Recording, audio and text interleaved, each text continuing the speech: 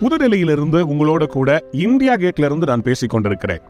இந்தியாவுடைய அடையாள சின்னமாக இருக்கிற இந்த இந்தியா கேட்ல இருந்து இந்த நாளிலே உங்களுக்கு கர்த்தர் ஒரு வெற்றியை தருவார் என்று நான் சொல்ல விரும்புகிறேன். Do you know how this India Gate was formed? இதற்காக இந்த இந்தியா கேட் போட்டிருக்காங்க தெரியுங்களா?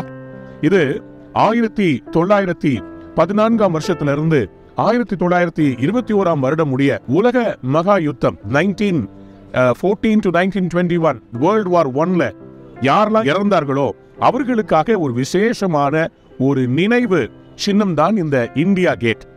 இதுல 70,000 சோல்ஜர்ஸ்க்கு மேல மரித்திருக்கிறார்கள். அவர்களுடைய நினைவு சின்னமாக இது எழுதப்பட்டிருக்கிறது. இதுல 13,000 பிரிட்டிஷ் அண்ட் இந்தியன் சோல்ஜர்ஸ் அவர்களுடைய பெயர்கள் அதில் பொறிக்கப்பட்டிருக்கிறது.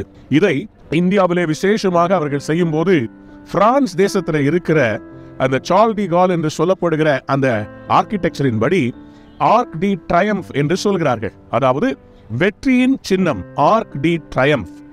நான் விசுவாசிக்கிறேன், இந்தியா இன்றைக்கு ஜெயம் எடுத்து ஒரு தேசமாக டெமோக்ராட்டிக் கண்ட்ரியாக இருப்பதற்கு காரணம் நம்முடைய முன்னோர்கள் பாடுபட்டு சுதந்திரத்தை நமக்காக வாங்கி கொடுத்தார்கள். இங்கே நிற்கும் போது ஒரு தேசப்பற்று எனக்குள் பெருகுகிறது. இந்தியா என்கிற மாபெரும் தேசத்தினுடைய பிரஜையாக இன்றைக்கு ஒரு சுதந்திரத்தை சுவாசிக்க முடிகிறது என்றால் இந்த யுத்த வீரர்களுடைய அவர்களுடைய இந்த தியாகம் தான் அதுக்கு காரணம். இன்றைக்கும் நாம் விடுதலையோடு ஆசீர்வாதமாக இருப்பதற்கு மற்றொரு சின்னம் இருக்கிறது. அதற்கு பெயர் சிலுவை சின்னம். The cross is a symbol of victory.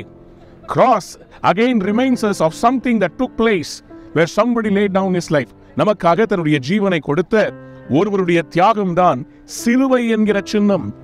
இந்த நாட்களிலே இயேசு கிறிஸ்துவினுடைய பாடு, சிலுவை மரணம், அந்த சிலுவையிலிருந்து அவர் எடுத்த ஜெயம், அதை நினைவு கூறும்போது இந்த இந்தியா கேட்டை பார்க்கும்போது அந்த சிலுவை சின்னம் ஞாபகம் வருகிறது. கொலோசியர் 2:15 Colossians 2:15 And having disarmed the powers and authorities, he made a public spectacle of them, triumphing over them on the cross. அவர்கள் மேல், சிலுவையின் மேல் அவர் வெற்றி சிறந்தாராம்.